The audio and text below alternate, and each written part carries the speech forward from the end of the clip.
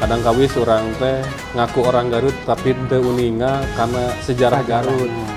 Pra sejarah itu dibagi kan ada masa Megalitikum, Neolitikum. Neolitikum itu sudah masyarakat sudah mengenal tentang bercocok tanam gitu ya. Tapi yang ada situs bukti bahwa ada kehidupan prasejarah di Garut itu apakah hanya pasir lumpang saja atau ada yang lain? Ada yang lain juga ada. Di seputar situ Campur banyak ditemukan kayak batu pancalikan, dia batu pancalikan. Itu tradisi prasejarah. Ya. Batu pancalikan gitu. Assalamualaikum warahmatullahi wabarakatuh. Waalaikumsalam. Tepang deui sareng simkuring setelah sekian lama.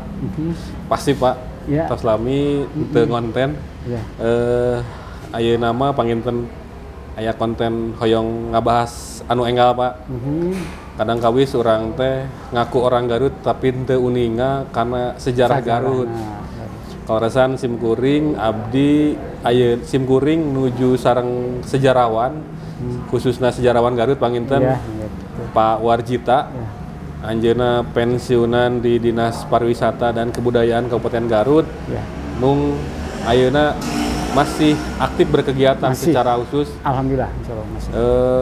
Panginten ada berapa hal ieu mah dicampur banyak Indonesia sareng Sunda teu sawios. Ada berapa hal yang sebetulnya mungkin sebagai orang Garut kita tidak tahu. Garut hari ini itu adalah bagian dari proses perjalanan masa lalu. Ya ayeuna perkembangan Garut luar biasa gitu, sagala aya. Ya.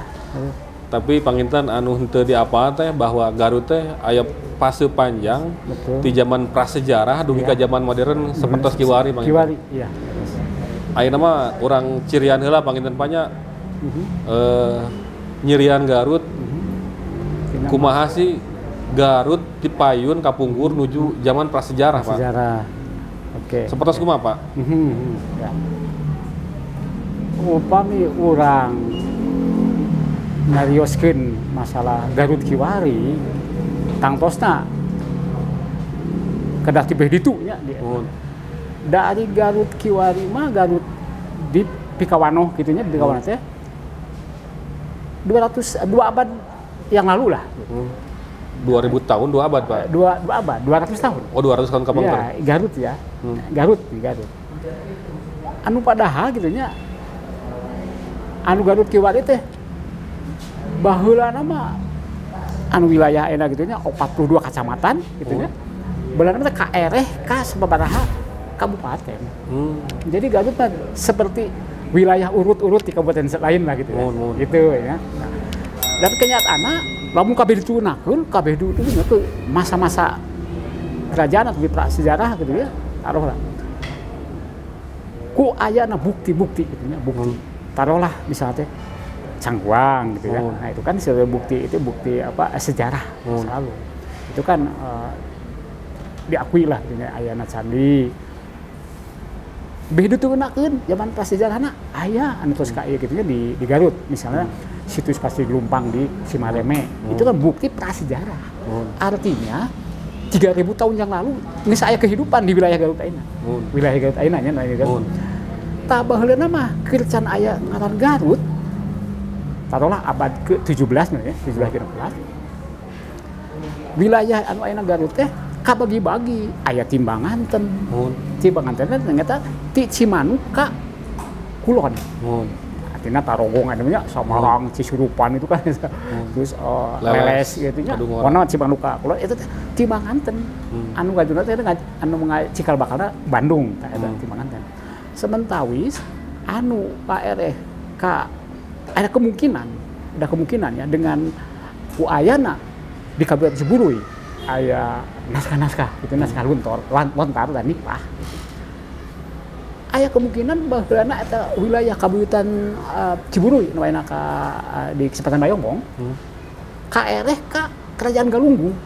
Aya Kerajaan Galunggung teh nyaeta kerajaan Pazal bawahan ti Pajajaran. Berarti Sunda lah, Kerajaan Sunda. Jadi kan Kerajaan Sunda teh membawahi beberapa kerajaannya ya, Galunggung.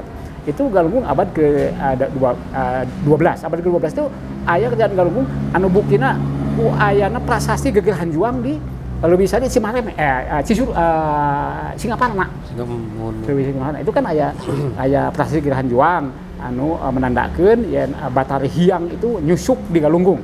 Batari Hyang itu adalah seorang tokoh gitunya Hindu gitu ya, yang juga penguasa waktu itu di daerah Galunggung. Ada kemungkinan kumargi eta naskah-naskah anu di Kabupaten Ciburuy teh aya disebat amanat dari Galunggung gitu ya.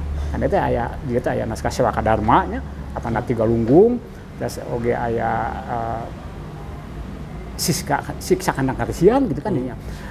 Bisa jadi baheula na teh kitu nya wilayah Bayongbong atau Palembang atau dan Suci teh kaereh ka wilayah Galunggung. Kerajaan Galunggung. Gitu ya. Margi kan saya dengan ada bukti peninggalannya itu naskah lontar teh nya amanat Galunggung teh. Nah itu. Nah, jadi upami urang membicarakeun Garut Kiwari ternyata baheula mah dari berbagai kerajaan gitu ya dan ya kan gitu ya timbanganten kan. Tapi satacan tadi Pak, satacan tadi karena masa kerajaan mah kan tiasa kasebatkeun kadieunahkeun panggilna. Ya, tapi kalau kembali ke masa prasejarah Pak, kan mungkin daerah Garut tuh daerah hutan, kawasan hutan. Ya. Yang tadi ketika ada situs Pasir Lumpang, kemudian beberapa situs lain. Ya. Artinya masa prasejarah itu atau 2000 atau 3000 tahun terdahulu itu memang ada kehidupan prasejarah itu Pak. Iya, betul. Gini, itu kan dalam sejarah itu kan begitu. Jadi mulai dari prasejarah itu dibagikan ada masa Megalitikum, Neolitikum ya. Neolitikum itu sudah masyarakat sudah mengenal tentang bercocok tanam gitu ya. Nah ini yang di Cimareme gitu ya, itu prasejarah tapi masa Neolitikum ya. Buktinya itu ada dengan adanya tempat-tempat pemujaan itu di situs Pasir Lumbang tuh ya, mangrupakeun ngawujud lumpang gitu ya, lumpang kayak batu dakon gitu ya, batu dakon. Itu teh lumpang teh naon sih Pak? Itu media untuk pemujaan. Masyarakat kan belum mengenal agama kan prasejarah itu. Jadi mereka itu si komunitas kehidupan waktu itu, komunitas masyarakat prasejarah waktu itu, mereka itu tidak akan jauh tinggal di tempat sumber air. Di situ kan ada sumber air, ada rawa gabus. Gitu. Pasti kehidupan itu akan tidak jauh dari sumber mata air ya, dari itu ya, karena kan untuk sumber kehidupan. Nah itu mereka itu kan sudah mengenal tentang kekuatan gaib gitu kan, kekuatan tentang gunung, tentang pohon-pohon. Nah mereka juga percaya tentang terhadap leluhur. Bagaimana agar si leluhur itu diberikan keselamatan apalah kan ya, untuk keselamatan cara bercocok tanam atau gimana atau keselamatan itu. Maka dengan cara pemujaan itu di tempat punden berundak. Dan si situs Pasir Lumpang itu berupa punden juga. Punden berundak gitu. Jadi ada teras gitu kan ya. Itu sudah ada tradisi prasejarah begitu, pasti teras itu fungsinya untuk pemujaan. Nah di teras itulah dibangun, diadakan batu lumpang di Pasir Lumpang itu ya, di Cimareme Banyuwangi itu. Tapi yang ada situs bukti bahwa ada kehidupan prasejarah di Garut itu apakah hanya Pasir Lumpang saja atau ada yang lain Pak? Ada yang lain juga ada. Karena kan sudah biasa gitu ya, sudah lazim terjadi kontinuitas budaya, keberlanjutan, kesinambungan budaya dari prasejarah ke sejarah ke masa Islam ke kolonial gitu ya. Cangkuang itu dulunya prasejarah sebelum Hindu. Prasejarah. Cangkuang itu. Kan di situ kan banyak batu-batu megalitik gitu kan. Itu sekitar lembah Cangkuang itu, lembah Leles itu ya, lembah Leles itu. Di seputar situ Cangkuang itu banyak ditemukan kayak batu pancalikan gitu ya, batu pancalikan itu tradisi prasejarah. Ya. Batu pancalikan gitu. Kemudian ada menhir batu berdiri gitu kan. Kemudian ada batu dolmen gitu ya. Itu banyak ditemukan kayak seperti di daerah seputar situ Cangkuang ya, di daerah Tarihi, dan itu ditemukan ada batu pancalikan, dolmen, atau batu lingga. Nah, itu ada tradisi prasejarah. Kemudian berlanjut dengan masa budaya kemudian ya, keberlanjutan. Jadi ada kondisi budaya. Masuklah masa Hindu, yaitu dengan ada candi masa Hindu. Jadi awalnya tetap prasejarah. Prasejarah. Ciburuy juga prasejarah. Ciburuy juga awalnya itu. Awalnya karena kan ada sebetulnya di lembah itu kan di kaki Gunung Cikuray ya, lembah itu ya, di tempat itu ada batu yang disebut batu pertapaan ya di situ, di Ciburu ya, batu pertapaan. Padahal itu ada, itu tradisi Hindu, batu pertapaan. Atau kalau sekarang dimaknaan oleh menurut Kuncen itu katanya itu batu pangsolatan, pangsujudan Kian Santang. Padahal itu batu pertapaan, itu batu megalit masa-masa prasejarah. Ya ada keputusan. Jadi keberlanjutan gitu. Ya itu hebatnya di masyarakat orang, di masyarakat Sunda khususnya ya dulu itu. Jadi ketika budaya itu tidak dihancurkan saja, jadi diteruskan gitu, berkesinambungan gitu ya, gitu ya. Berarti banyak ya Pak ya, tadi Cimareme, Banyuresmi, Cangkuang, Leles, prasejarah itu, kemudian di Ciburu, Bayongbo. Iya. Situs-situs lainnya ada Pak? Ada. Prasejarahnya yang mana, yang belum diketahui oleh orang banyak mana lagi Pak? Itu di yang dekat STM ya itu, dekat STM negeri, STM negeri ya. Itu ada batu ini, ada lubang gitu ya. Juga ada makam-makam itu. Yang dekat sekretariat NU. Nah itu. Yang belakang itu. Itu adalah tradisi megalitik. Itu bekas pemujaan. Kemudian difungsikan juga untuk makam Islam kan gitu ya, di pinggirnya. Nah itu kemudian di Suropanji, desa Suropanji yang Tarogong Kaler apa ya gitu. Itu yang makam dalam pasihan kan ya, Panjiwangi itu ya, maksudnya Panji itu desa Panjiwangi.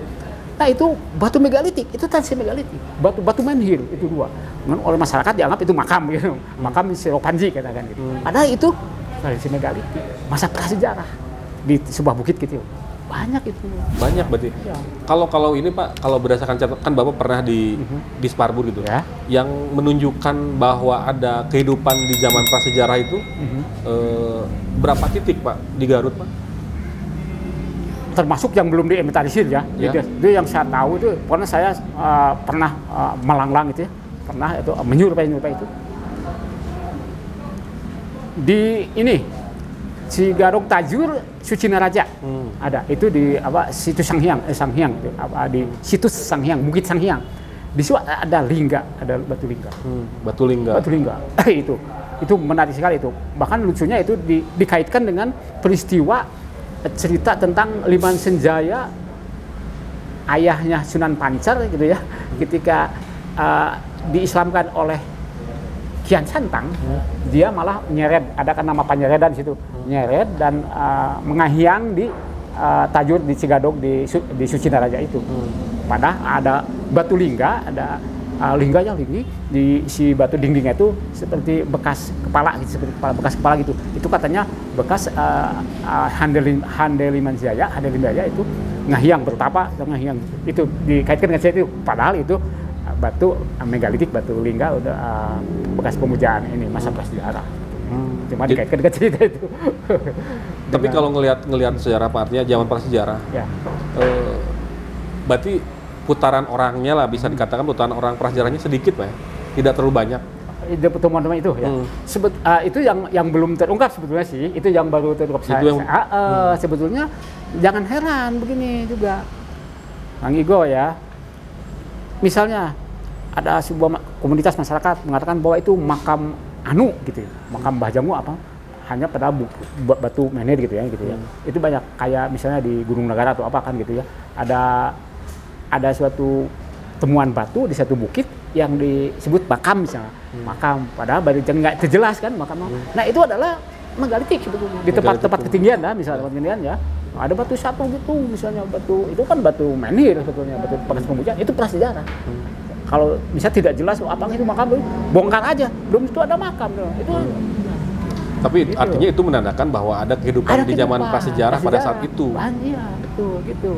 Gitu. Jangan heran lah kalau misalnya dianggap oleh orang zaman kemudian, masa Islam dianggap oh itu makam. Artinya nggak apa-apa lah. Artinya kata saya juga tadi ya, jadi terjadi kontinuitas budaya. Jadi keberlanjutan gitu, kesinambungan. Jadi tidak putus-putus saja budaya itu. Jadi tetap berlanjut ke masa Islam juga kan, berlanjut. Ketika di Islam juga kan masih di pedesaannya masih mengenal tentang kekuatan pada hal-hal yang ini ya, misalnya gunung atau pohon besar, itu kan tradisi animisme kan sebetulnya kayak gitu. Tapi kan berlanjut kan.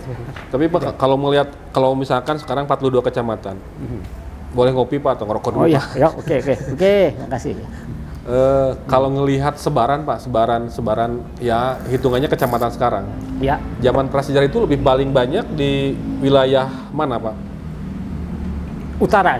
Wilayah utara. Utara, ya. Tengah utara, tengahnya pokoknya daerah ya tengah utara lah gitu. Tengah paling banyak, Pak. Ya, paling Tapi banyak. di selatan ada nggak, Pak? Ada juga, ada. Sebetulnya ada juga. Itu yang di Gunung Nagara kan gitu. Cisompet itu. Kemudian di Pakenjing, karena kan di situ ada kehidupan dulunya, kan ada kandang besi itu.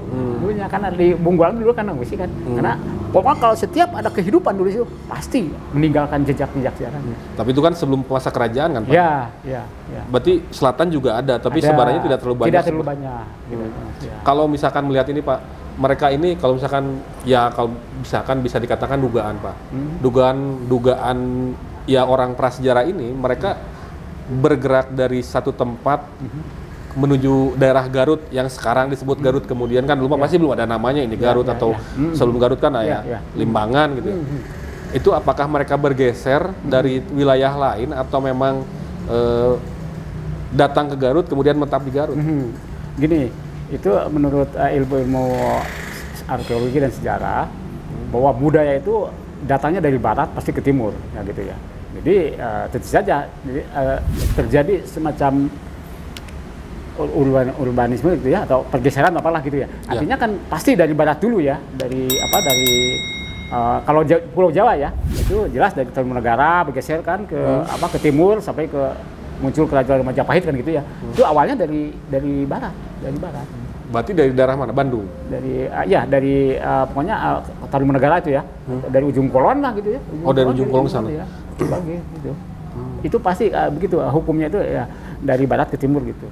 Berarti bisa jadi yang itu teh pergerakannya dari luar Indonesia, kalau kayak yang sebut Indonesia, atau memang ya abi kan terangnya luxurnya sebaran manusia, maka dari mana misalkan kan kalau berbicara katanya kan dulu itu ada peta namanya Sundaland kan Pak ya, Kepulauan Sunda yang luas gitu. Apakah kemudian gerakan Barat itu ada kemungkinan karena gugusan pulau itu atau apa? Ya kan Indochina itu kan, ya memang betul kan kita masih serumpun dengan di daerah Indochina itu kan, di Yunan kan gitu. Pasti dari situ ini terjadi, bukan eksodus ya, ada ini semacam imigrasi atau apalah gitu kan gitu. Ya. Tapi sudah penyebaran gitu. Artinya manusia prasejarah ini, berbicara Garut prasejarah dulu, itu sudah menjadi manusia seutuhnya, Pak ya? Iya. Bukan teori Darwin. Bukan teori Darwin gitu, bukan, Pak. Bukan manusia bukan Picanthropus erectus gitu, Pak. Ya, cuma dia belum berbudaya sebenarnya kan gitu lah. Belum mengenal huruf kan gitu ya. Gitu. Manusia manusia. Tapi secara artinya lebih kepada prasejarah tapi kaum pengembara gitu, Pak. Ya, nomaden gitu ya. Nomaden. Betul, nomaden. Jadi berpindah-pindah kan. Tapi kebanyakannya orang Garut pada masa itu, Pak. Ya kalau ditarik ke ranah sekarang, Pak ya. Berarti lebih banyak bercocok tanamnya, Pak ya. Bercocok tanam. Ya, karena melihat kawasannya. Betul. Itu kan pedalaman Jawa Barat itu memang bercocok tanam. Itu daerah pegunungan sekarang kan gitu kan. Bukan maritim, pada saat itu Pak ya. Oleh karena itu pada masa itu yang di Garut ya di selatan kan daerah pantai Pak ya. Itu lebih sedikit ditemukan, itu pun di selatan juga di daerah Cisompet ke pinggiran pantainya ada kayak misalkan Cibalong, Cikelet, ke Pamengbek itu lebih cenderung belum ditemukan atau tidak ditemukan Pak. Kalau dalam ini kan sebetulnya oleh masa kerajaan Pajajaran kan sudah mengenal adanya kandang wesi ya, kemudian ada nagara. Sebetulnya sudah ada sih, cuma mungkin jumlahnya lah tidak begitu ini gitu. Jadi ada kedalaman sih, sudah ada menyebar lah gitu ya. Ada. Itu dengan adanya Batuwangi, daerah Singajaya kan gitu, Batuwangi kan gitu. Singajaya, Cikajang itu Batuwangi. Kemudian daerah yang Bumbulang dan sekitarnya itu kandang wesi ya. Artinya itu kan mencakup beberapa kecamatan sekarang ya. Pakenjing, Cisewu itu kandang wesi. Kalau nagara berarti Pamengbek, Cibalong, Cisompet gitu kan. Nah, sudah ada itu kedalaman kayak gitu ya. Jadi kan di masa itu zaman sejarah ya, sejarah sudah ada kedalaman lah gitu. Kedalaman di sini kerajaan kecil lah gitu. Mungkin desa atau ya kampung lah gitu ya. Siap. Gitu.